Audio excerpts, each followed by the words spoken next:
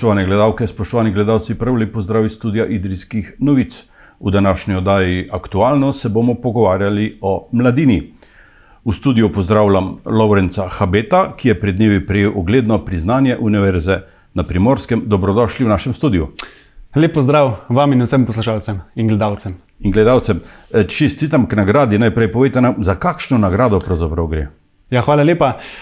Univerza na Primorskem vsako leto podeli eno nagrado študentu na ravni, se pravi, cele Primorske univerze, in za lansko leto sem to nagrado dobil jaz in v bistvu gre za neko spodbudo oziroma priznanje, da delamo dobro. Koliko študentov je pravzaprav na univerzi? Na pedagoški fakulteti je 1600 študentov, na univerzi pa, ne vem, govorim na pamet, po moje okrog 3000. Po moje. Tako ima nagrada še večjo težo, ne? Absolutno, ja. Ja, študijsko pot ste začeli v Kopru leta 2014. Zakaj pravzaprav program razredni pouk? V bistvu je to bilo po naključju. Jaz sem bil prej eno leto v Novi Gorici kot študent in sem v bistvu me je takrat informativni dan Fakultete za elektrotehniko precej razočaral.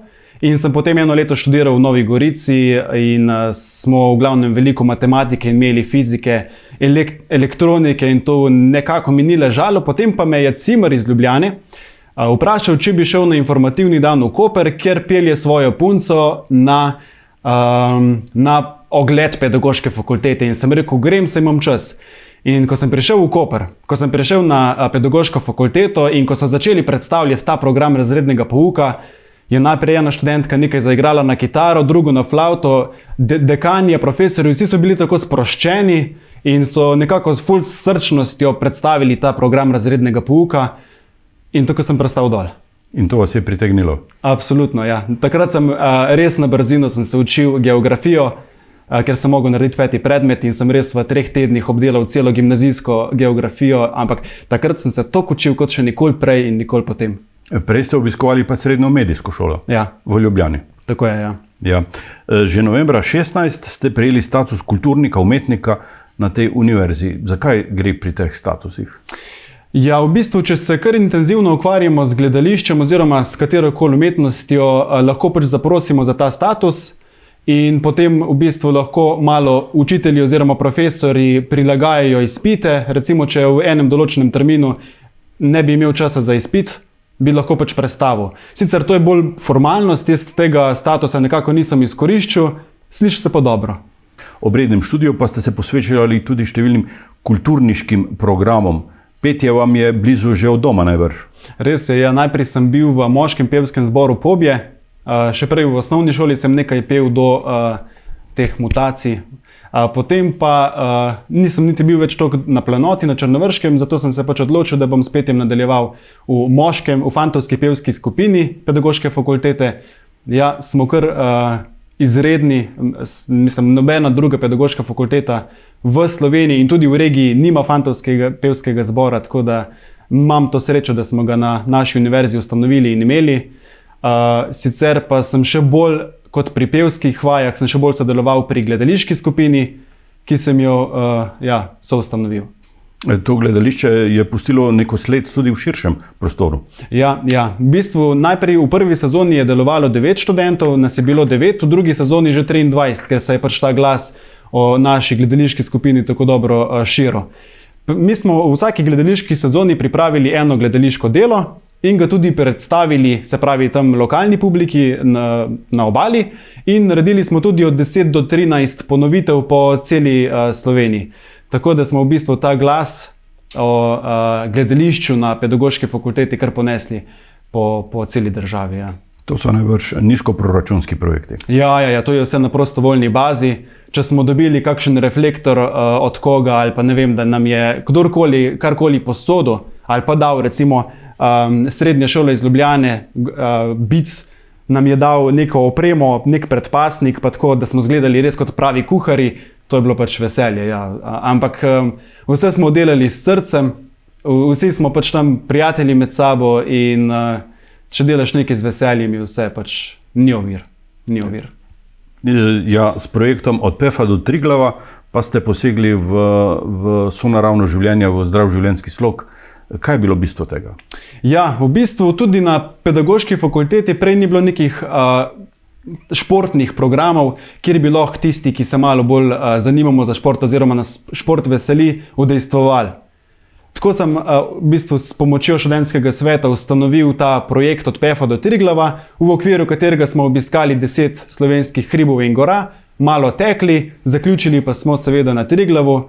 Tako da na začetku, ko nekomu rečeš, gremo na Triglav, so vsi za. In je bilo nekako okoli 100 prijavljenih. Potem smo začeli malo trenirati, med drugim smo šli tudi na Storžič, pa na druge hribe in gore in malo tekli in tako. Na istrskem maratonu tudi. Se je ta številka vztrajno malo manjšala, ker dejansko za Triglav moraš pokazati malo fizične, pa tudi psihične kondicije. Na koncu nas je bilo 28, ker je bilo pa slabo vreme, jaz sem kar vztrajal, da vseeno gremo, ker ni bilo nekih neviht, malo dežja se je kazalo, no. Sem vztrajal, da gremo in smo prišli po suhem na Triglav, 14 zaposlenih in študentov. Tako da smo tudi ta projekt uspešno pripeljali do konca. Manj kondicije rabite za projekt Pešbus. Kako je potekal? Ja, Pešbus je pa v bistvu pri tem projektu pa smo spodbujali otroke, da gredo v šolo peš. V bistvu smo bolj ciljali na starše, govorili smo jim, koliko različnih, koliko dobrih učinkov ima to, da se otrok peš odpravi od doma do šole. Otrok se zbudi, pripravi na pouk, v glavnem tudi med potjo si povejo, kaj se je prejšnji dan zgodilo, vse to, kar si sicer pač povejo med odmori ali pa pač morda že motijo prvo šolsko uro, no, odvisno od razreda. In če vse to naredijo prej, so bistveno pripravljeni in tudi uspeh na koncu je boljši. Tako da ta Pešbus je bil tudi kar tako dobra zadeva. Vi ste najbrž otroke spremljali na poti? Tudi spremljali in v bistvu jaz sem koordiniral tudi, v bistvu sem kontaktiral vse obalne oziroma osnovne šole mestne občine Koper in v bistvu vsaka osnovna šola je dala enega učitelja, s katerim sem komuniciral, ta učitelj kontakt od staršev, jaz pa sem potem tudi dobil študente in v bistvu smo vse skupaj nekako zapakirali v en tak lep končni izdelek, ja. V domačih krajih vas poznajo predvsem kot filmskega navdušenca. Odkje je to zanimanje za film? To je pa v bistvu kar stara zgodba, že v bistvu 10 let, letos bomo praznovali 10-letnico. Meni je bilo snemati filme vedno zabavno. V bistvu začeli smo z enim rovom, takrat, ko leta 2011 smo do naše hiše dobili vodovod. In takrat je nastal pač tak dolg, res dolg, polkilometrski rov in ta rov smo v bistvu s pridom izkoristili za vojni film. Notri smo se pač in tekli v rovu in tekli ob rovu in čez rov in tako in v bistvu smo posneli svoj prvi film že takrat s telefoni, v bistvu danes bi rekli, da smo snemali s ceglom, res za nič kvaliteta, ampak film pa je bil. In potem vsako leto je v bistvu kvaliteta rasla, tudi znanje smo imeli več v 10 letih, med 16 in 26 letom, koliko jih imam zdaj, tudi razmišljaš drugače, tako da v bistvu vsako leto smo bili boljši, tako po vsebini kot tudi po kvaliteti. Ja. Tako da, če imaš pa zraven še ljudi, ki radi snimajo filme in se v bistvu hkrati tudi zabava, je pa uspeh zagotovljen. Čemu se posvečate v zadnjem filmu? V bistvu smo posneli 44 intervjujev. Posneli bomo dokumentarni film o covidu na podeželju. Vedno se pač govori, kako je s covidom v regijah, po državah, ne vem, po celinah, nikoli pa kako je v nekem lokalnem okolju, na neki vasi, na planoti. Zato smo se odločili, da posnamemo intervjuje z lokalnimi kreatorji, dogajanja, predstavnike, predsednike društev in v bistvu je vsak pustil nek svoj pečat, kako gleda pač na covid, je res tako grozno ali ni. Tako da zdaj v bistvu je ta film v fazi montaže. Dejavni ste tudi v lokalnem gledališču, tako na Medvedjem Brdu kot v KUC Sloga Črni Vrh. Lahko bi tam posneli film, kako gledališčniki doživljajo te nore čase? Dobra ideja. Lahko bi, ja. Ampak saj smo tudi posneli predstavnika kulturnega društva, ja. Tako da v bistvu bo tudi on pustil svoj pečat. Dekanja vaše fakultete je zapisala, Mara Cotič je zapisala, dvignil je nivo obštudijskega življenja na fakulteti in pokazal mlajšim generacijam, kako to raven voditi naprej. Torej, vi se sedaj poslavljate. Res je, ja. Prejšnji teden sem v bistvu se tudi s to nagrado tudi formalno poslovil. Ta nagrada je v bistvu bila neka res dobra češnjica na vrhu tortice, tako da vse svoje dejavnosti pa sem skušal predati naprej. Recimo gledališko skupino sem vodil 2 leti in sem jo predal naprej. Potem obudil sem študentski časopis, ki prej ni 12 let izhajal, pa sem ga dal tudi naprej. Ta projekt od Pefa do Triglava smo pač zaključili. Tako da meni se zdi zelo pomembno, da če že nekaj oživiš, če nekaj delaš in da delaš dobro, da znaš dobiti tudi pravega človeka in mu to vse skupaj predati in mu biti hkrati tudi na voljo, če kaj potrebuje. Tako da, ja, jaz upam, da bo tako časopis kot gledališče živelo še naprej. Po končanem študiju pa ostajate na obali in blizu Mladini. To je res. Zdaj v bistvu imam 4 dni delovne dobe v Dijaškem domu Koper, tako da ja, jaz imam zelo rad delo z mladimi, z najstniki, z srednješolci, ker vem, da to so ene take bistre glave, mladi odrasli, niso obremenjeni z neko preteklostjo in vem, da se pač z njimi da res veliko stvari narediti. Ravnatelju sem že rekel, takoj ko sem pač drugi dan, ko sem bil tam, ko sem malo že spoznal to poslopje, pa v bistvu malo delovanje Dijaškega doma, da bomo ta teden v bistvu bom peljal dijake na Markovec, na vrhu, pač to je en hrib tam pri Kopru, 1 uro pa si gor, nič posebnega, potem bomo usadili rože, ker videl sem, da je tam nek star vrtiček, ki ga je treba še obnoviti. To bomo pač tudi naredili. In pa vzgojiteljska soba, to je v bistvu tam, kjer imam jaz in moji kolegi pisarno, jo je načel z časa in je treba tudi pač obnoviti, prebarvati. En dijak se doma ukvarja z lesarstvom, sem ga izkoristil, če lahko 2 polici naredi. Fant je bil takoj za, tako da Mladina je pripravljena veliko narediti, samo pač vzpodbudo rabijo. Z vašim prihodom v Dijaški dom se bo najbrž marsikaj premaknilo.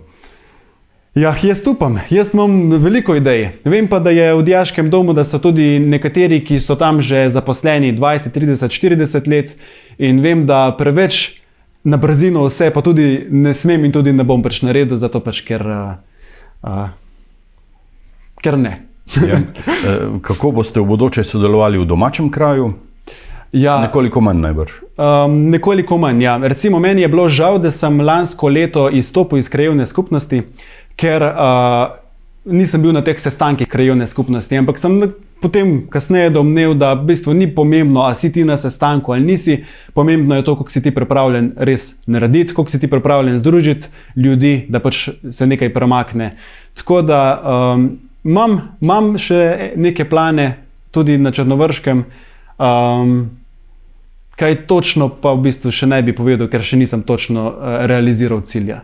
Vas je kdaj zamikalo politično udejstvovanje? V bistvu me zdaj v teh tednih in mesecih to mogoče malo bolj zanima, zato ker zdaj sem študentsko življenje pustil nekako ob strani, sem zdaj s tem zaključil. Da bi pa imel samo službo, mi je pa mogoče malo premalo, jaz sem zelo rad aktiven.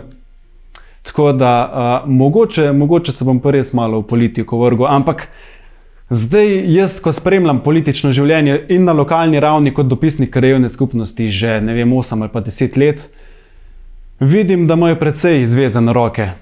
In tudi na občinski ravni jaz vidim podobno, da marsikaj bi se dalo narediti. Tudi zdaj s tem novim županom je prišla taka prepotrebna osvežitev, tako da jaz upam, da si bo tudi župan, da mu bo uspel realizirati te cilje, ki jih ima. Ampak jaz se pa iščem, a je zdaj pametno prodreti na občinsko raven ali mogoče kam v državno raven, pojma nimam. Tudi se mi zdi, da imam premalo izkušenj, malo se moram še zanimati. Mogoče. Najbrž je še vse pred vami. Ja, vse je pred mano, ja. Ja. Lovrenc Habet, želim vam uspešno delovanje v novem delovnem okolju v Kopru, kjer boste imeli najbrž veliko priložnosti za kreativnost, ustvarjalnost in za delo za dobro vse skupnosti. Hvala za obisk in za ta pogovor. Ja, hvala lepa tudi vam za povabilo in ja, se bom potrudil, da bo svet boljši. Lepo, vam spoštovane gledalke in gledalci pa hvala za pozornost.